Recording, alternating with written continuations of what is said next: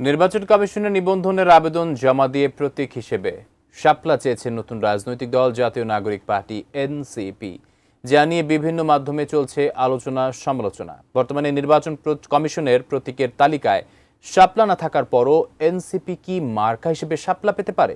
এ নিয়ে কমিশনই বা কি বলছে, আরও জানাচ্ছেন সহকর্মী শাহাদাত রিফাত।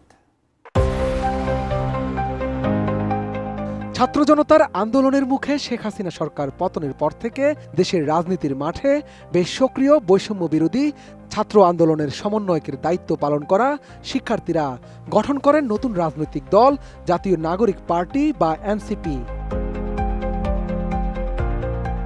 রাজনৈতিক দল হিসেবে আত্মপ্রকাশের প্রায় 4 মাস পর নিবন্ধনের জন্য নির্বাচন কমিশনেও আবেদন করেছে দলটি। কয়েকদিন আগে এনসিপির আহ্বায়ক ও সদস্য সচিবের নেতৃত্বে দল নিবন্ধনের প্রয়োজনীয় সব কাগজপত্র নির্বাচন কমিশনে জমা দিয়েছেন তারা। জানা যায় এই আবেদনের সাথে তারা দলীয় প্রতীক হিসেবে প্রথম পছন্দ শাপলা চায়। এর সাথে বিকল্প হিসেবে কলম আর মোবাইল ফোনও প্রতীক হিসেবে চেয়ে রেখেছে জাতীয় নাগরিক পার্টি এনসিপি। দলের প্রতীক হিসেবে আমরা শাপলা চেয়েছি। আমরা আশা করব নির্বাচন কমিশন জাতীয় নাগরিক পার্টি এনসিপিকে তাদের দলের প্রতীক হিসেবে, আমাদের দলের প্রতীক হিসেবে শাপলা আমাদেরকে বরাদ্দ প্রদান করবে। এসএমসি ওটসালাই এলো আরো উন্নত নতুন প্যাকে, জীবন বাঁচায়, জীবনকে এগিয়ে নিয়ে যায়। বর্তমানে নির্বাচন কমিশনের প্রতীকের তালিকায় শাপলা নেই। সে কারণে 1 সপ্তাহ আগে আরেকটি দল শাপলা চেয়েও ইসির সাড়া পায়নি। এই অবস্থায় এনসিপি মার্কা হিসেবে কি শাপলা পেতে পারে, এমন প্রশ্ন উঠেছে বিভিন্ন মহলে। মূলত গত বছর 2 সেপ্টেম্বর মাহমুদুর রহমান মান্নার নেতৃত্বাধীন নাগরিক ঐক্যকে নিবন্ধন ও প্রতীক বরাদ্দ দিয়ে বিজ্ঞপ্তি দেয় নির্বাচন কমিশন। সেখানে বলা হয়, গণপ্রতিনিধিত্ব অধ্যাদেশ 1972 অনুযায়ী নাগরিক ঐক্যকে বাংলাদেশ নির্বাচন কমিশন রাজনৈতিক দল হিসেবে নিবন্ধন দিয়েছে।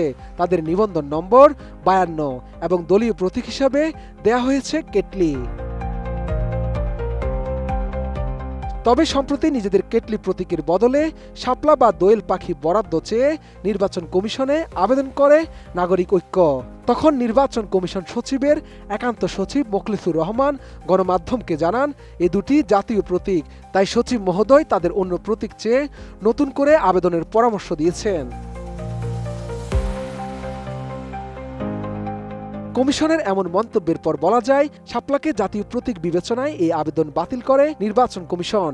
বিষয়টি নিয়ে দৃষ্টি আকর্ষণ করলে নাগরিক ঐক্যের সভাপতি মাহমুদুর রহমান মান্না বলেন, প্রতীক যে কোনো দল চাইতেই পারে, একসাথে 3টি দল একটি প্রতীকও চাইতে পারে।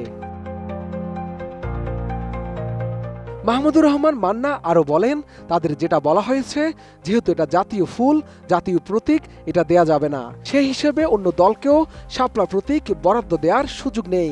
যদি দেয়া হয় তাহলে সেটা নিয়ে প্রশ্ন তোলা হবে।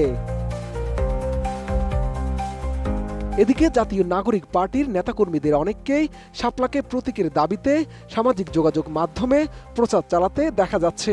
এনসিপির আহ্বায়ক নাহিদ ইসলাম গণমাধ্যমকে জানান, দলীয় প্রতীক হিসেবে শাপলা পেতে কোনো আইনগত বাধা তারা দেখছেন না। জাতীয় ফল হিসেবে কাঁঠাল একটি দলের মার্কা হিসেবে অলরেডি রয়েছে, সেক্ষেত্রে কোনো সমস্যা দেখিনি বলে আমরা এটিতে আবেদন করেছি।